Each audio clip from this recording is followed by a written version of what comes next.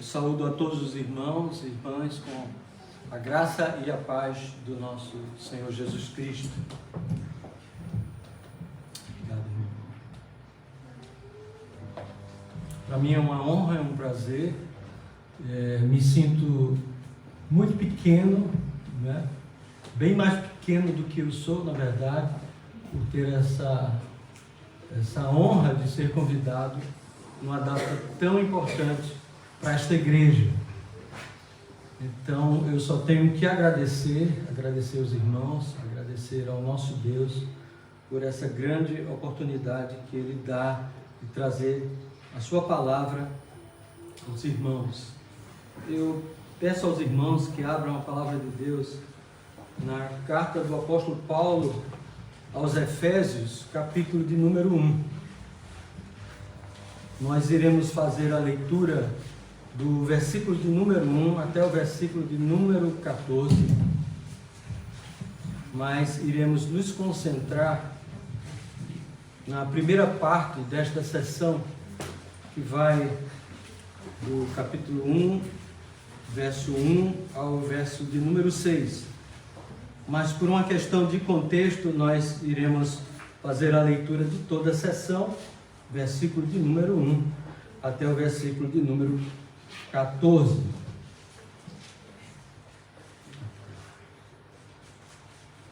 Obrigado.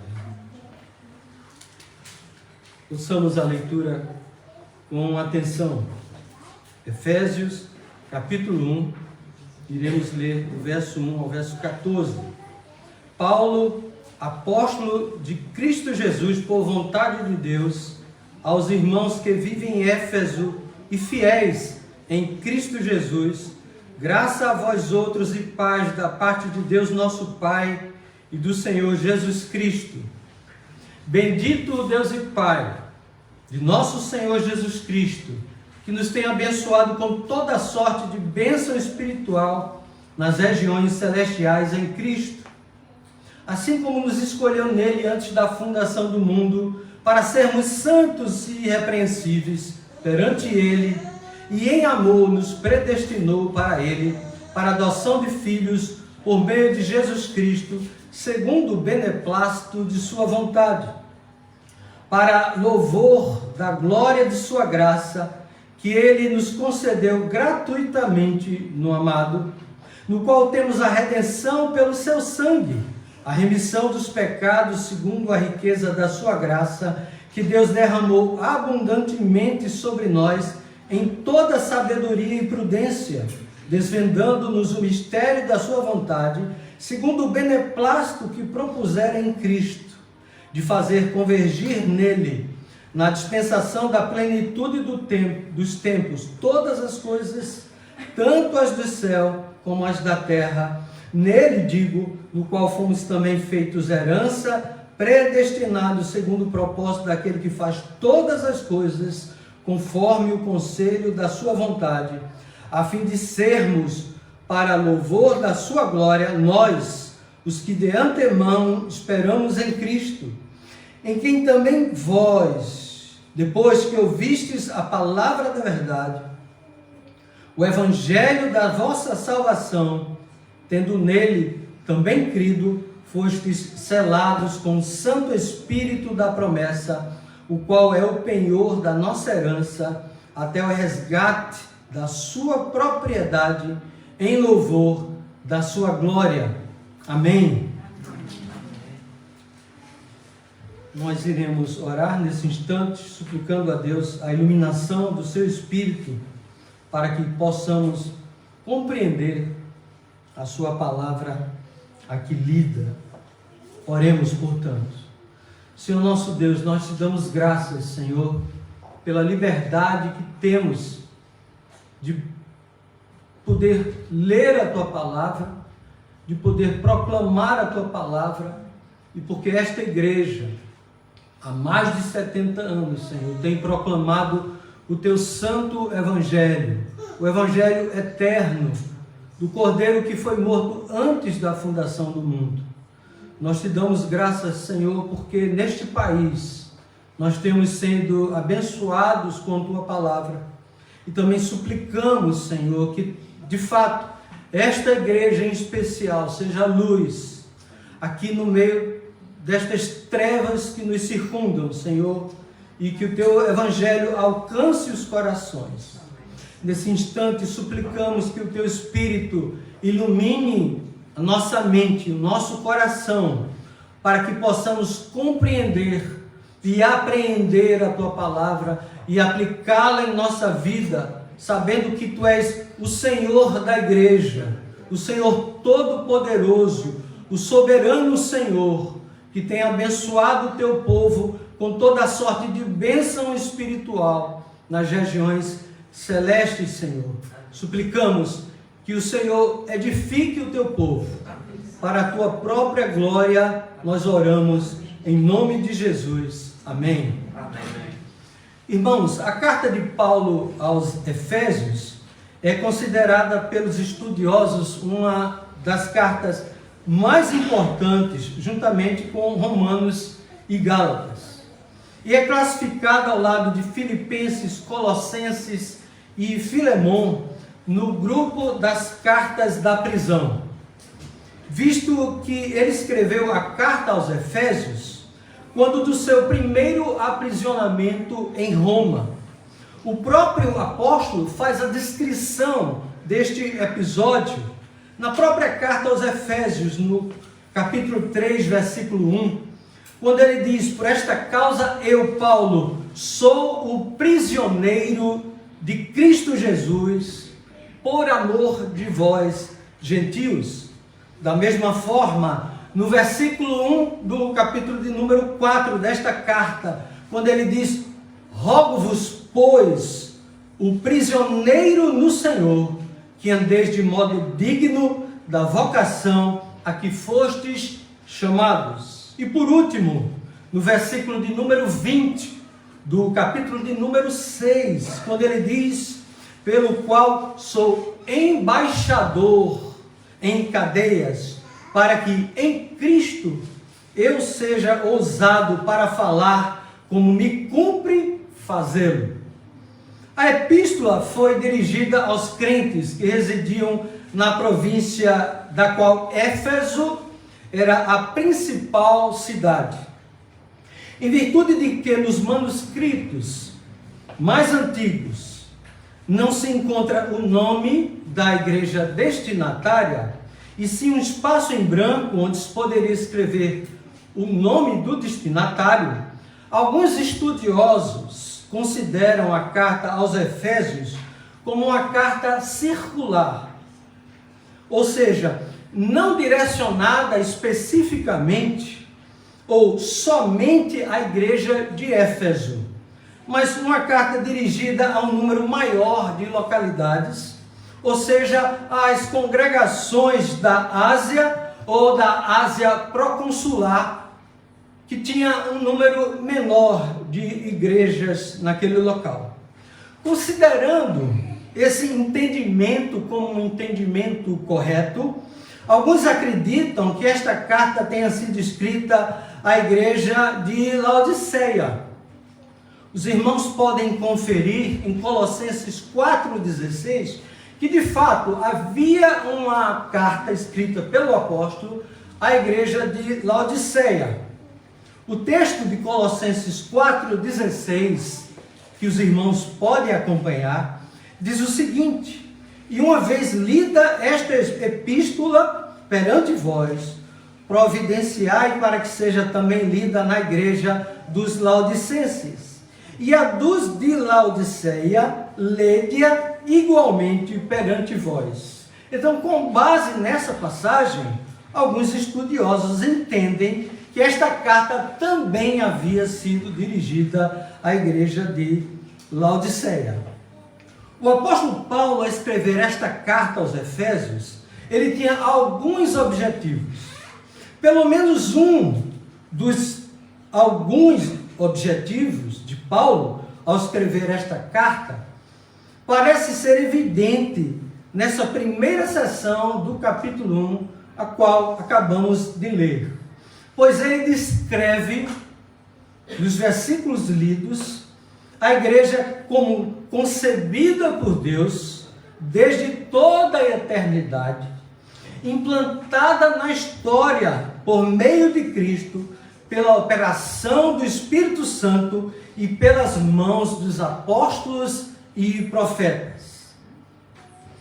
Além disso, irmãos, havia por parte da igreja de Éfeso e das demais igrejas, considerando esta como uma carta circular, uma grande preocupação e desânimo pelo fato do apóstolo sofrer constantes perseguições e prisões.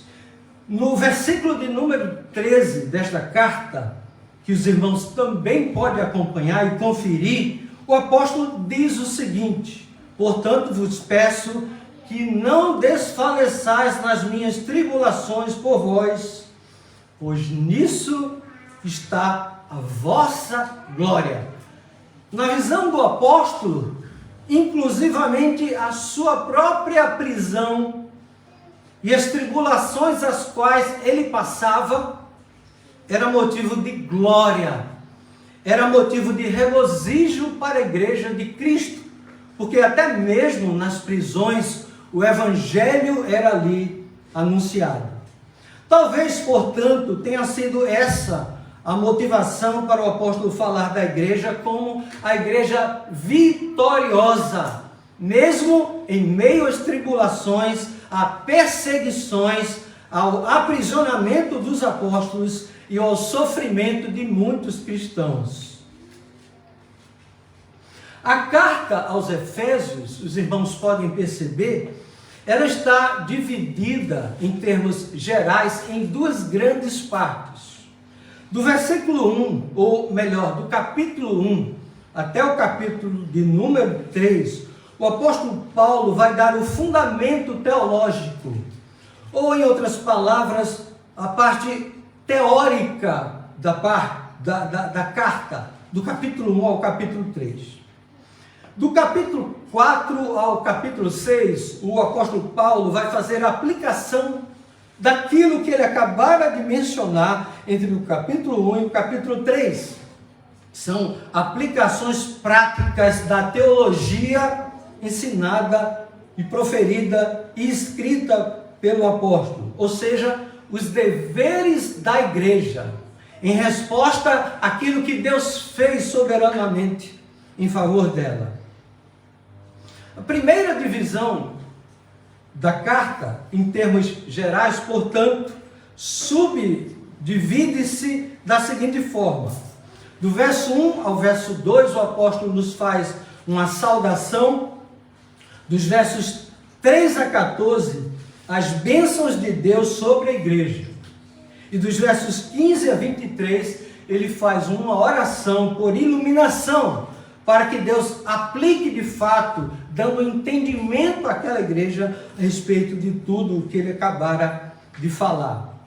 No capítulo 2, o apóstolo Paulo vai apresentar o seguinte: dos versos 1 ao 10, ele nos diz que o homem está morto em seus delitos e pecados, portanto, a salvação só pode ser por uma inferência lógica, somente pela graça, mediante a fé, não havendo qualquer participação da parte de homem algum que pudesse contribuir, cooperar, colaborar com esta salvação eterna. Do verso 11 ao 22, o apóstolo vai nos ensinar que tanto judeus como gentios formam uma só igreja.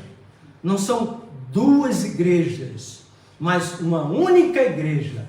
A igreja cujo Senhor, o Senhor Jesus Cristo, que derrubou o muro de separação. No capítulo 3, o apóstolo Paulo vai apresentar, entre os versos 1 e 13, a vocação dele próprio para anunciar o que ele chama de o mistério, ou seja, os gentios e os judeus fazem parte de um único povo. Do verso 14 a 21, mais uma vez o apóstolo Paulo faz uma oração por fortalecimento no Espírito Santo. A segunda divisão, a qual fizemos referência, capítulos 4, 5 e 6, se subdivide da seguinte forma. Do verso 1 ao 16, é um apelo à unidade por meio dos dons dados pelo próprio Senhor.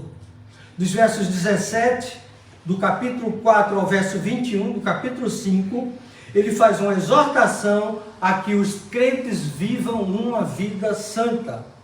Do verso 22 do capítulo 5 ao verso 6 do capítulo 9, ao verso 9 do capítulo 6, ele fala a respeito dos deveres familiares e sociais por parte do povo de Deus. No capítulo 6, do verso 10 ao 20, ele fala a respeito das armas do cristão. E por último, do versículo 21 ao 24 do capítulo 6, ele dá as recomendações finais e a bênção apostólica. O meu propósito aqui hoje, meus irmãos, nesta manhã, em gratidão a Deus pelos 77 anos desta igreja, é anunciar o Evangelho de Cristo, do verso 1 ao verso de número 6 do capítulo 1, tendo em mente o seguinte: o contexto de toda a sessão, que abrange o verso 1 ao verso de número 14, o qual lemos ainda há pouco. E só para que os irmãos possam ter uma compreensão melhor, antes de adentrarmos no texto a ser proclamado, a ser exposto, que os irmãos tenham em conta, que os irmãos tenham em mente que o verso 1 e o verso 2 é uma subdivisão, onde nós temos a saudação, o remetente e o destinatário da carta. Do verso 3 a 6, o apóstolo Paulo vai falar a respeito da igreja como planeada pelo Pai na eternidade. Portanto, ele fala do passado, daquilo que Deus fez em favor da sua igreja. Do verso 6b até o verso 12 desta sessão, a igreja foi redimida pelo Filho na história presente. E por último, dos versos 13 a 14, o Espírito Santo aplica e garante a salvação realizada por Cristo nos crentes, falando-nos, portanto, do presente e do futuro. Portanto, os irmãos percebem que nesta sessão, a obra de Deus é uma obra do Pai, do Filho e do Espírito Santo. Aquilo que aponta para o passado eterno, o presente e também o futuro. Deus o Pai planeando a sua igreja na eternidade. Deus o Filho executando este plano bendito do Pai. E Deus o Espírito Santo aplicando esta obra bendita em nossos corações. E sempre, sempre com a finalidade que é a sua própria glória. Pois este é o motivo pelo qual Deus nos fez. É o motivo principal e supremo da obra de Deus, é a sua própria glória. Pois Ele é o Deus soberano, o Deus que planeou, o Deus que executou e o Deus que ainda hoje aplica o seu santo evangelho em nossos corações. Portanto, irmãos, podemos desta forma expor o texto com a compreensão melhor daquilo que Deus fez em nosso favor. Leamos novamente os 2 primeiros versos, que é a introdução do apóstolo, quando ele diz: Paulo, apóstolo de Cristo Jesus, por vontade de Deus, aos santos que vivem em Éfeso e fiéis em Cristo Jesus, graça a vós outros e paz da parte de Deus nosso Pai e do Senhor Jesus Cristo. Irmãos, esta forma de introdução da carta é uma forma padrão de introdução de todas as cartas daquela altura, daquela época. Abundantes evidências desta forma de escrever cartas têm sido apresentadas por meio de descobertas de fragmentos de papiro preservados nas areias do Egito. O que temos de diferente aqui, da forma padrão de escrita daquela época, é o fato que é incomum, obviamente, de escritos não inspirados, pois aqui ele apresenta como o mensageiro da carta Paulo, apóstolo de Jesus Cristo. Algo incomum, diferentemente daquilo que era comum, a forma padrão de se escrever. Entretanto, aqueles que escrevem não é um homem qualquer, é um apóstolo do Senhor Jesus Cristo. O outro fato que diferencia esta carta da forma padrão é o fato de que a carta deveria ser dirigida e lida para um grupo de pessoas especiais, santos e fiéis, e não a carta dirigida a um único homem, embora, de fato, nós temos cartas dirigidas a Timóteo, a Tito, mas aqui é um grupo de irmãos que ele chama de santos e fiéis. Obviamente, o que mais diferencia esta carta é o fato de ser uma correspondência autorizada e inspirada pelo Espírito Santo. Portanto, não é uma carta qualquer, não é um livro comum, e devemos levar isto muito em conta. Ao se denominar de apóstolo, além de se apresentar como alguém que tem autoridade sobre a igreja, o apóstolo também apresenta os seus escritos como autoritativo. Não somente ele, enquanto pessoa, tinha autoridade dada pelo próprio Senhor de se dirigir àqueles irmãos com palavras inspiradas, mas a própria carta é palavra autorizada, é palavra de Deus, infalível e inerrante. Pois fazer parte do grupo apostólico significava ter autoridade dada por Deus na vida das igrejas. O apóstolo Paulo, ao falar sobre isto e sobre os seus escritos de forma mais clara, na sua segunda carta aos Coríntios, capítulo 13 e verso 10, ele diz o seguinte: portanto, escrevo estas coisas, estando ausente, para que, estando presente, não venha a usar de rigor, segundo a autoridade que o Senhor me conferiu, para a edificação e não para destruir. Portanto, não era uma carta de um homem qualquer, era a carta de um apóstolo do Senhor Jesus Cristo. A palavra apóstolo, ela tem um sentido mais geral nas Escrituras, e ela tem um sentido mais específico. Um sentido geral, a palavra apóstolo se refere a um enviado, a um mensageiro, de uma forma mais generalizada. Então, neste sentido, Barnabé era um apóstolo. Atos 14 faz referência a isto. Silvano e Timóteo também são denominados como apóstolos. 1 Tessalonicenses 2,7. Os anjos do Senhor também são denominados como apóstolos. Hebreus 1,14. E de uma forma mais que especial, o próprio Senhor Jesus Cristo é referido como apóstolo, o sumo sacerdote. Hebreus 3, versículo 1. Entretanto, Paulo, embora como um que nascido fora do tempo, ele é um apóstolo no sentido mais estrito da palavra. Ou seja, apóstolos, nós só tivemos 12 mais um. E estes apóstolos todos já morreram, já faleceram. Nós hoje, na igreja do Senhor Jesus Cristo, não temos mais apóstolos neste sentido. Era um ofício especial. Para ser um apóstolo, não bastava ser um enviado como hoje, um missionário, um pastor para uma igreja local, mas neste caso exclusivo aqui, havia algumas necessidades, algumas características próprias para ser apóstolo.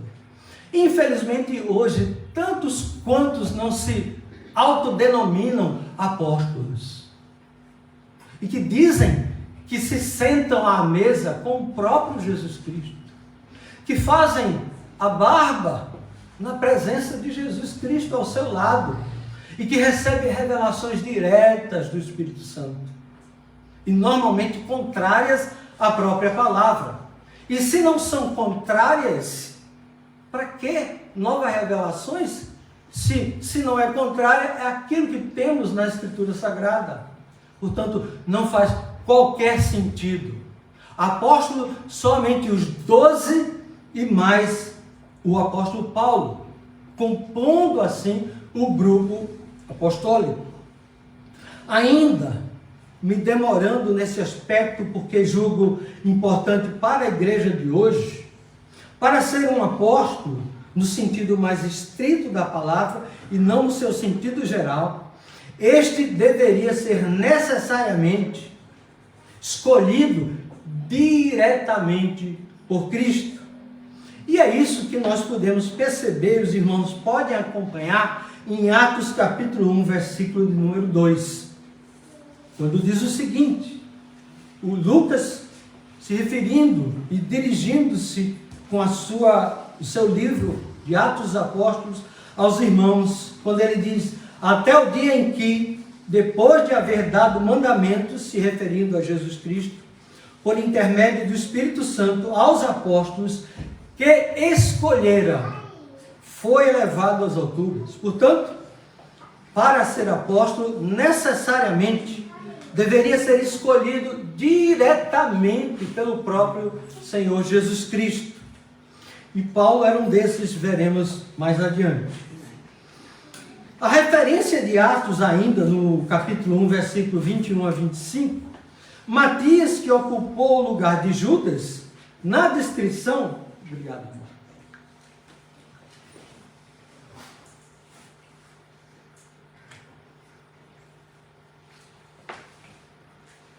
Na descrição de Atos 1, 21 em diante, diz o seguinte: é necessário, pois, que dos homens que nos acompanharam, todo o tempo que o Senhor Jesus andou entre nós, observem, é uma referência à substituição de Judas, apóstolo, um outro apóstolo tomaria o seu lugar e seria designado como apóstolo. Verso 22, começando no batismo de João, até o dia em que dentre nós foi levado às alturas, havia necessidade deste homem ter convivido com os demais apóstolos e com o próprio Jesus Cristo, para que substituísse Judas. Um destes se torne testemunha conosco da sua ressurreição. Então propuseram dois, José chamado Barsabás, cognominado Justo, e Matias. E orando disseram: tu, Senhor, que conheces o coração de todos, revela-nos qual destes dois tens tu escolhido para preencher a vaga neste ministério apostolado, do qual Judas se transviou, indo para o seu próprio lugar. Então os irmãos observam mais uma vez a necessidade de ter convivido com o próprio Senhor Jesus Cristo e com os demais apóstolos, sendo testemunha da ressurreição do Senhor Jesus Cristo.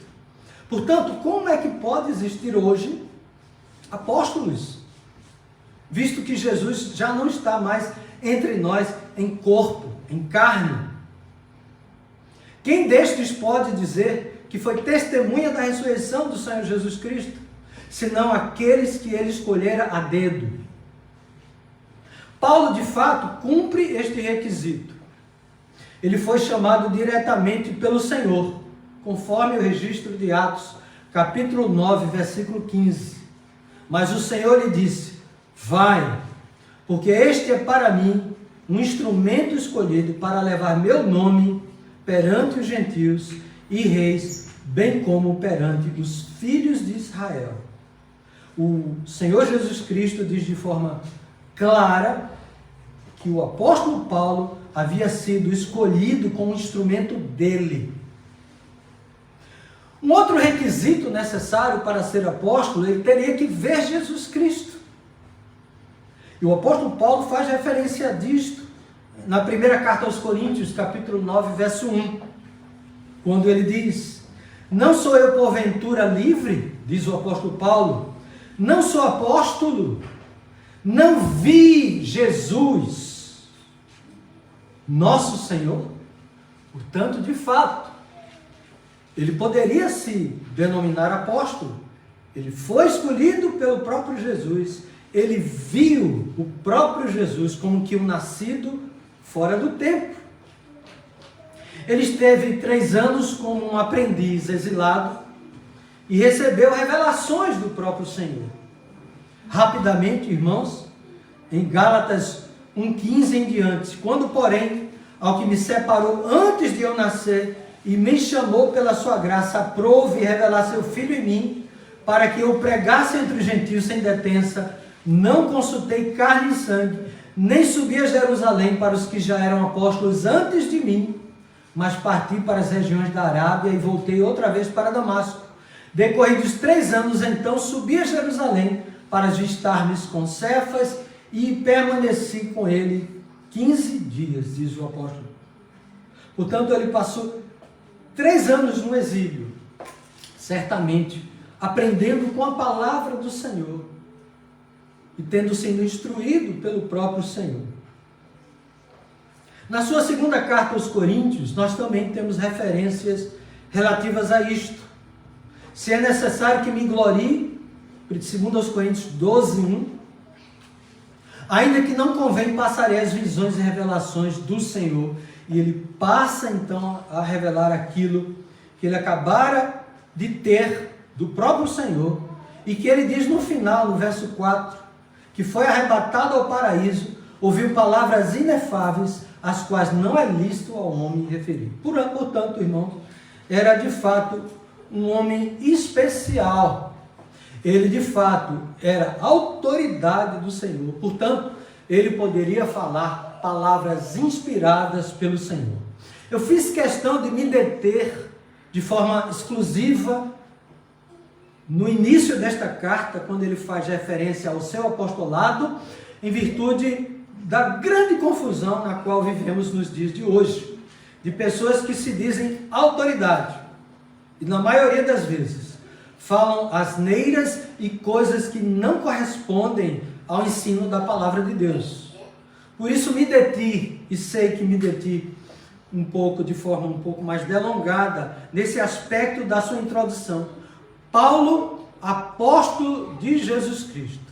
Agora, nós então iremos dar prosseguimento à exposição do texto com um entendimento, creio eu, um pouco mais esclarecido a respeito daquilo que ele nos fala aqui. Paulo, apóstolo de Cristo Jesus, por vontade de Deus, aos santos que vivem em Éfeso e fiéis em Cristo Jesus, graça a vós outros e paz da parte de Deus, nosso Pai, e do Senhor Jesus Cristo. Os irmãos, percebam que o apóstolo, ao introduzir esta carta e ao se autodenominar como apóstolo de Cristo Jesus, ele acrescenta: por vontade de Deus. Não era por sua própria vontade, assim como vai ficar claro que você, meu irmão, minha irmã, estão aqui, e esta igreja completa 77 anos, não por sua própria vontade, não por sua própria capacidade, mas única e exclusivamente pela vontade de Deus. Assim era o apóstolo, e assim é todo crente, é única e exclusivamente por vontade de Deus. Pois ele vai deixar claro, no capítulo 2 em especial, que a nossa vontade natural é completamente antagônica, oposta à vontade de Deus. Porque ele diz que nós estávamos mortos em nossos delitos e pecados. Observe o que diz o capítulo número 2, verso 1.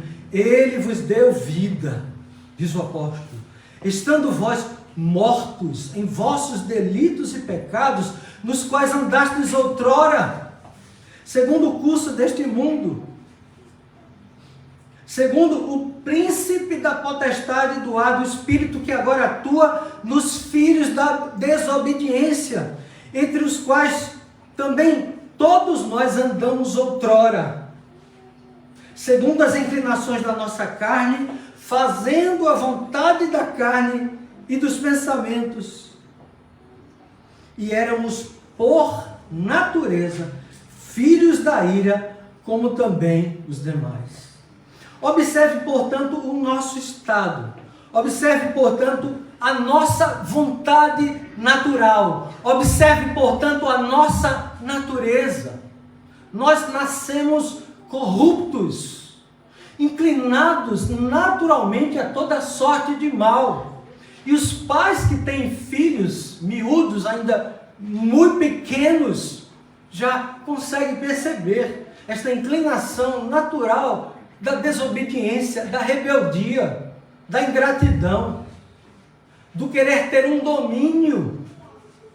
E ai daqueles pais que pelo Evangelho não possam, pelo Espírito de Deus, demovê-lo dessa sua natureza por meio da luz do Evangelho, para que seja não somente um bom cidadão português, mas um cidadão do reino dos céus. Isso só é possível, irmãos, já que não é segundo a nossa vontade, pela graça e misericórdia de Deus. Isso vai ficar mais que claro neste início desta carta. Agora observe os destinatários. É Paulo apóstolo, segundo a vontade de Deus, aos santos que vivem em Éfeso e fiéis em Cristo Jesus. Os crentes para os quais ele se dirige nesta carta são chamados de santos e fiéis. Todo, sem exceção, e qualquer pessoa que se denomine cristã, evangélica, necessariamente ela é santa e fiel. Necessariamente ela é santa e fiel.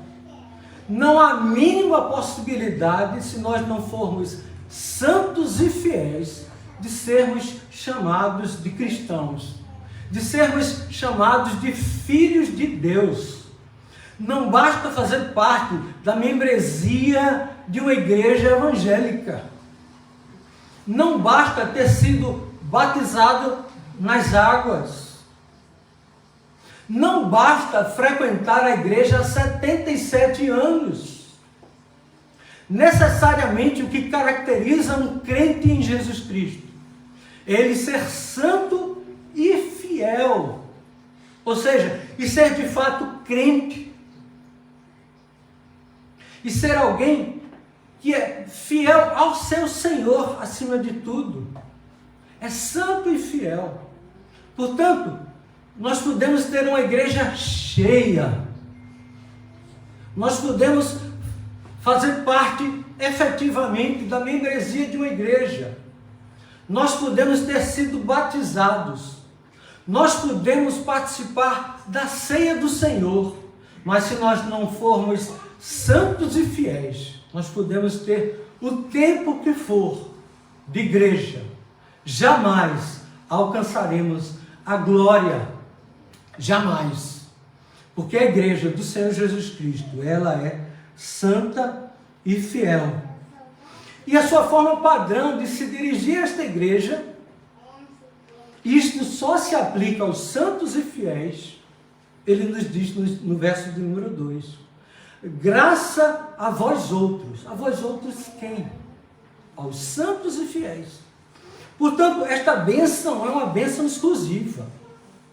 A graça e a paz não pode ser meramente uma forma de dizer bom dia ou boa tarde.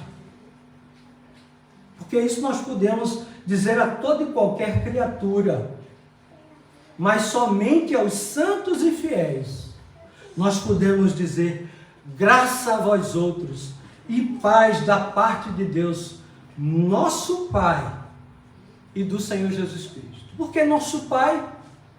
Porque nós estamos unidos também, como povo de Deus, aos escritos apostólicos, à doutrina apostólica. Nós devemos ter comunhão com os apóstolos, por meio de seus escritos. Nós somos santos e fiéis em conformidade com os escritos apostólicos, palavra de Deus inspirada. Se a sua doutrina não é a doutrina dos apóstolos e profetas, que nos foram deixadas aqui nesta carta, em todo o Novo Testamento, e na palavra de Deus em geral, o Antigo Testamento, se nós não temos esta comunhão com os apóstolos, e com a sua doutrina, aqui escrita, e não de uma forma mística e misteriosa, mas aquilo que Deus nos deixou na sua palavra, nós não recebemos a graça e a paz. É a graça e a paz da parte de Deus, nosso Pai, e do Senhor Jesus Cristo, nosso. É nosso. Não é exclusiva dos apóstolos, não é exclusiva daquela igreja, daquela época, mas é a todos nós, a graça e a paz. E observe que é graça e paz, não é paz e graça, como alguns hoje, para inovar, querem inverter como se fosse alguma coisa de só menos importância. Porque só pode haver paz se houver a graça de Deus sobre nós. A bondade de Deus sobre nós, sem que haja qualquer mérito. A paz só pode ser alcançada se houver graça sobre nós. A graça derramada, o favor, o qual não temos qualquer mérito. A este sim, a paz de Deus, ela vem sobre estes que são abençoados. E não é um Deus qualquer. O Deus das Escrituras não é Alá.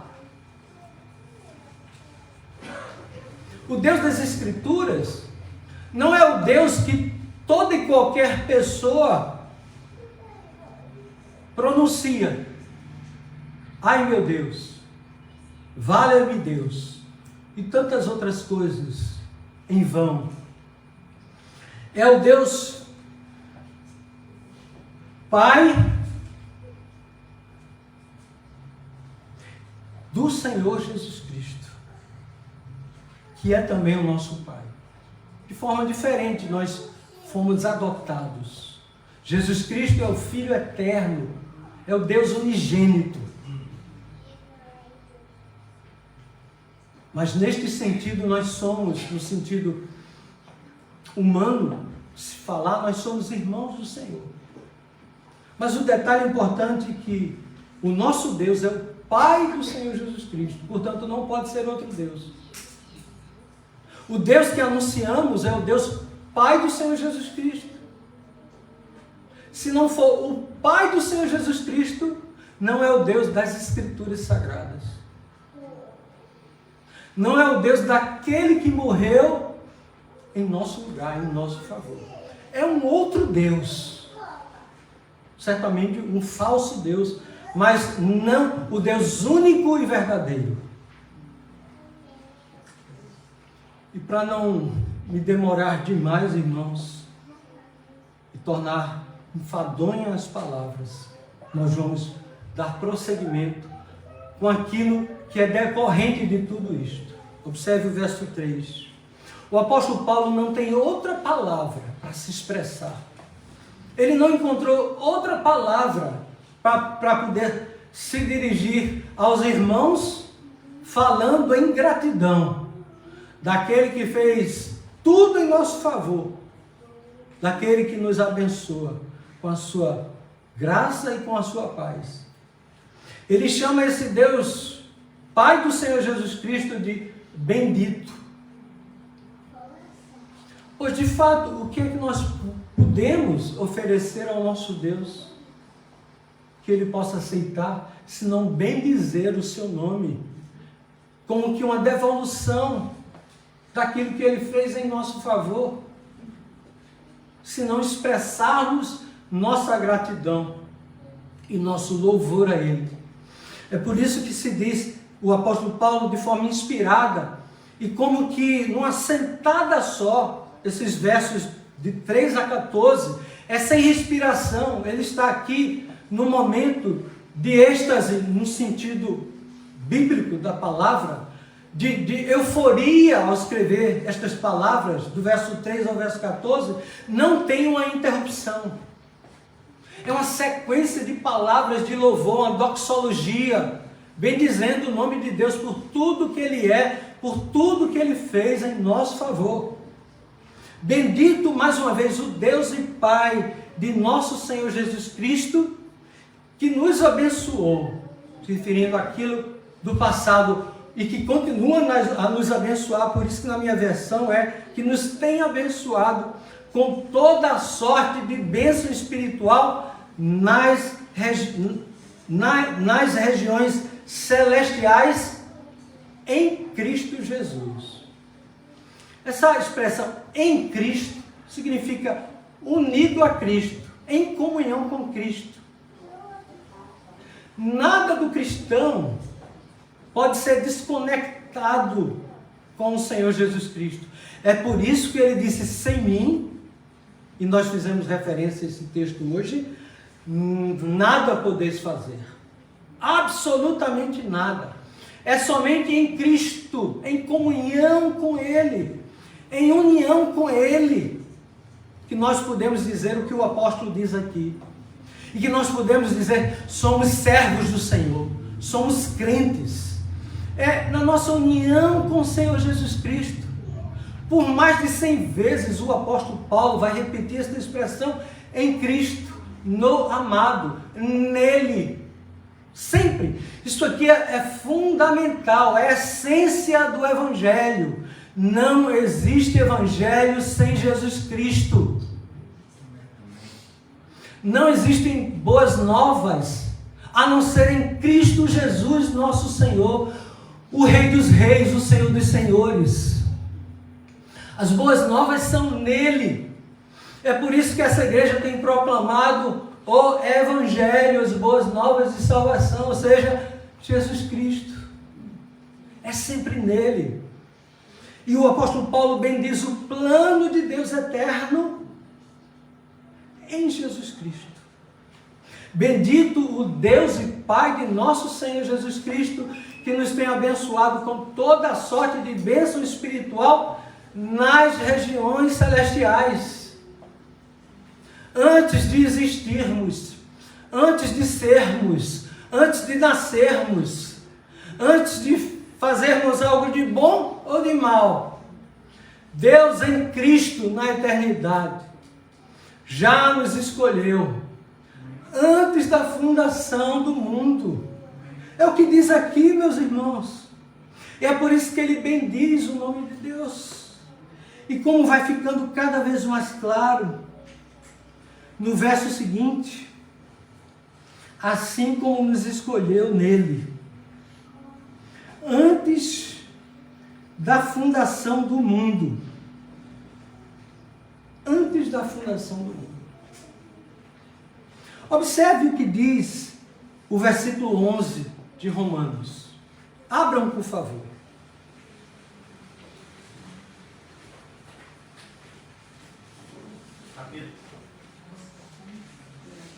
Romanos, capítulo 9, versículo de número 11.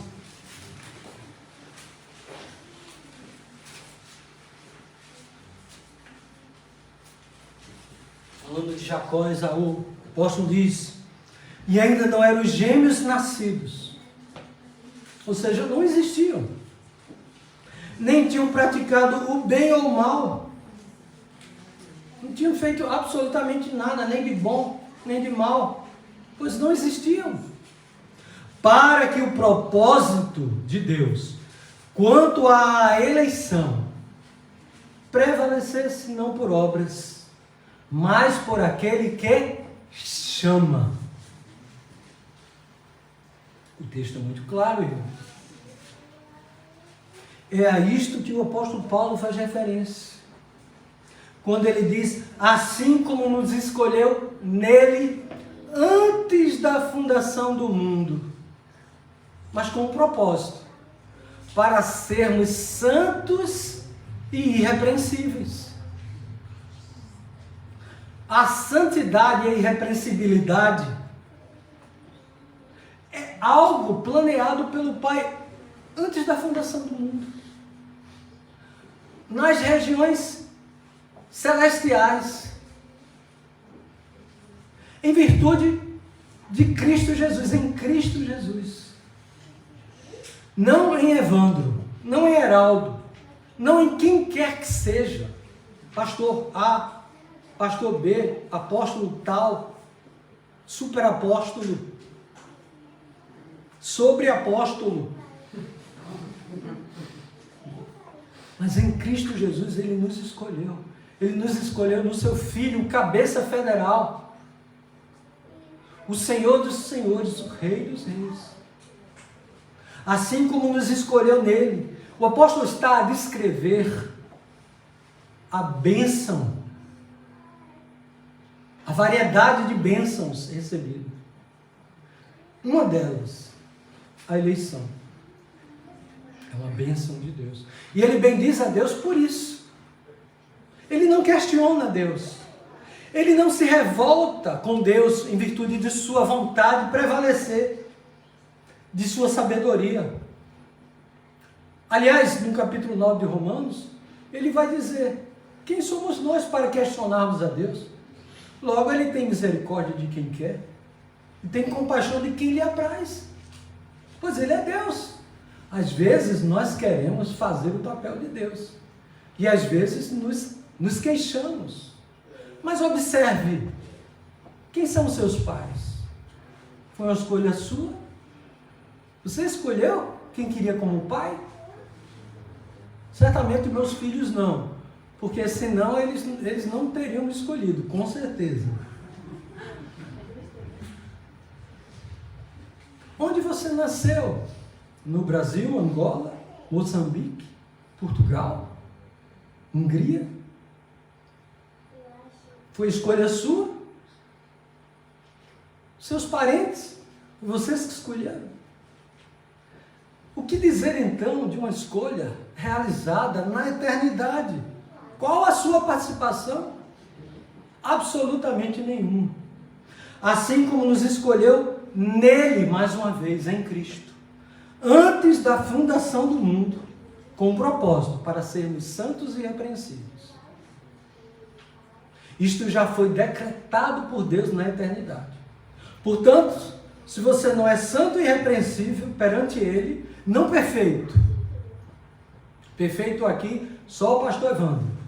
Não. Ramone disse que não. Nem as filhas. Nenhum de nós, irmãos. Todos somos miseráveis, nós por nós mesmos, a não ser que a graça nos alcance. E que em Cristo, Deus olhe para nós. Em Cristo. A parte de Cristo, de fato, continuamos miseráveis e condenados ao inferno, mas em Cristo não, pois a sua salvação foi vicária, substitutiva. Era para você estar na cruz, era para você estar no inferno, mas Cristo sofreu as nossas dores, Ele assumiu sobre si o pecado que nos traz a paz, estava sobre eles, e pelas suas pisaduras nós fomos salvos, sarados, salvos por Ele. É por isso que toda a glória aqui mencionada, no verso 6, no verso 12, no verso 14, é sempre a glória de Deus. Os irmãos podem observar que em cada trecho do planeamento do Pai, o final do verso 6, parte B, é para a sua glória. Veremos já já. No final do verso 12, ao falar da execução do que Deus planeou, Deus o Pai, o Filho executa, é para a glória de sua graça. E no capítulo 14, o Espírito Santo, ao aplicar tudo isso, é para a glória de Deus. Portanto, não há de nossa parte do que se gloriar. do que nos exaltarmos, senão dizer: bendito Deus e Pai de nosso Senhor Jesus Cristo, que nos tem abençoado com toda a sorte de bênção espiritual nas regiões celestiais em Cristo. Mas não só isso, irmãos. Partindo então para os finalmente. E em amor, final do verso 4, nos predestinou para Ele. Ou seja, o nosso destino já havia sido previamente determinado, decretado por Deus. É o que nos diz a sua palavra, corroborando com a eleição bendita, a qual ele fez referência anteriormente. Corroborando com o que ele vai dizer no capítulo 2, da nossa inclinação, da nossa natureza. Se não fosse Deus, ao estabelecer previamente o nosso destino, onde nós estaríamos hoje? Não foi uma escolha sua. Saiba disso. Se ajoelhe diante de Deus e disse: Senhor, se tu não me escolhesses, eu jamais te escolheria, porque a minha natureza é contrária à tua, é corrupta. Não temos outra coisa a dizer senão: bendito o Deus e Pai de nosso Senhor Jesus Cristo. Agora, Ele nos predestinou para Ele. Não foi para sermos do mundo. Não foi para sermos religiosos. Mas foi para Ele. Aqui e lá fora. No seu ambiente de trabalho, no seu ambiente de escola. E no seu ambiente familiar. Na relação entre pais e filhos, filhos e pais. Assim como na sociedade. Ele vai fazer referência a isto no final do capítulo 5, em especial no capítulo número 6. Para ele, para a adoção de filhos. Nós somos filhos por adoção, não por natureza. É por isso que não podemos dizer que todos são filhos de Deus. No sentido são criaturas de Deus. Mas no sentido especial e bíblico, nós somos filhos porque nós fomos adotados. Porque nós servimos ao diabo. Conforme ele vai dizer no capítulo 2, já fizemos referência a isso. Éramos filhos da ira. Fomos adotados. Por meio de Jesus Cristo, sempre por meio de Jesus Cristo. É por isso que você não pode dizer ao ímpio: faça uma oração, a não ser que for uma oração por salvação, por clemência. Mas por meio de Jesus Cristo, já numa operação do Espírito no coração dele.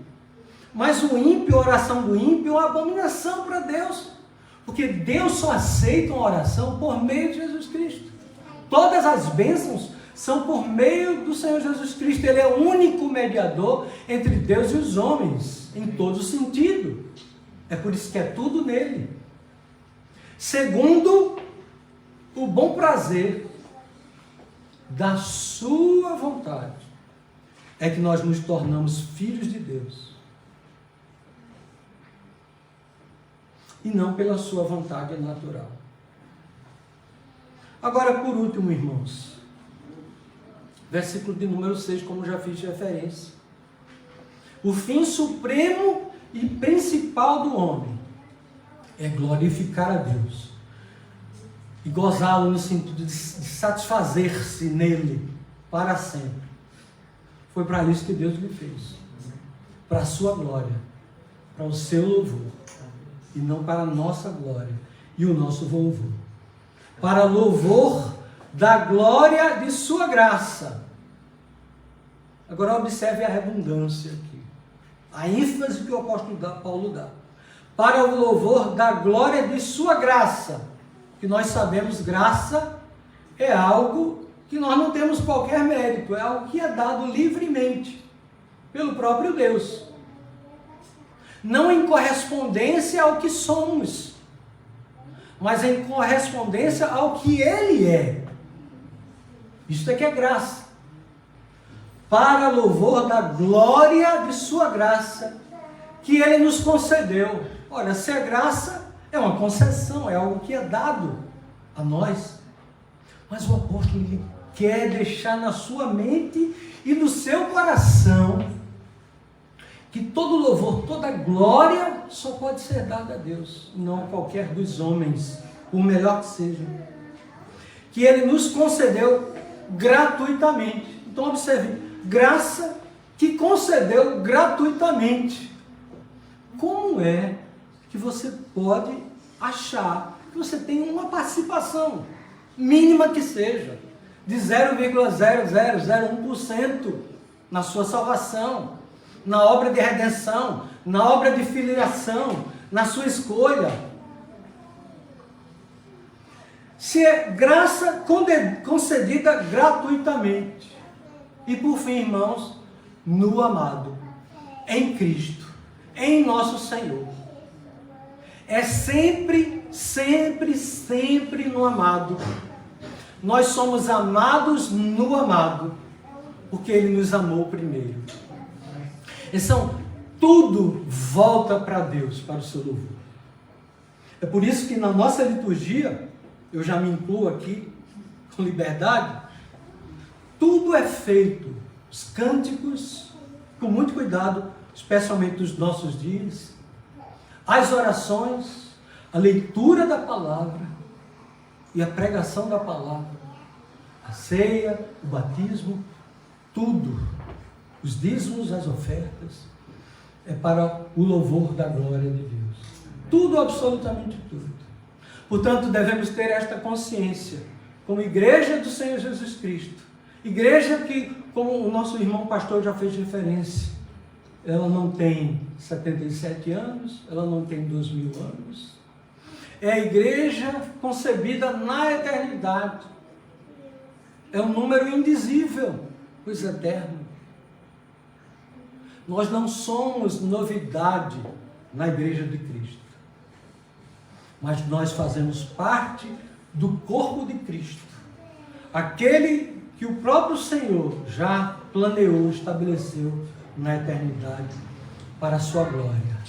Então, o meu desejo, irmãos, e fazendo aplicação daquilo que acabamos de ler e expor diante dos irmãos, pela iluminação do Espírito Santo, que esta igreja se mantenha santa e fiel, que esta igreja persevere na graça e no conhecimento do Senhor, e que ela seja edificada para a sua glória, na família e na sociedade. Onde você estiver, que seja aquilo que você já é, sal e luz. Não há uma exortação para que sejamos sal e luz. Jesus já parte do princípio que os santos e fiéis já são sal e luz, que reflitamos isso que nós somos, não somente nos 77 anos, mas em toda a nossa vida, para a glória de Deus. Amém. Amém. Vamos orar mais uma vez, irmãos. Nós te damos graças, Senhor, por tua bendita palavra e por aquilo que o Senhor fez em nosso favor, sem que tivéssemos qualquer mérito diante de Ti. Que o Teu nome seja bendito eternamente. E que nós, aqui neste mundo, de fato, Senhor, sejamos luz em meio às trevas. Sejamos livres em meio à escravidão. Não livres para fazermos a nossa própria vontade, mas livres para amarmos o Senhor e fazermos aquilo que o Senhor requer de cada um de nós para a Tua glória, Senhor. Te damos graças porque o Senhor mesmo tem preservado esta igreja de toda contaminação maligna e tem a conduzido, Senhor, para o louvor da Tua glória e graça. Pois nós oramos, Senhor, em nome de Jesus. Amém. Deus abençoe.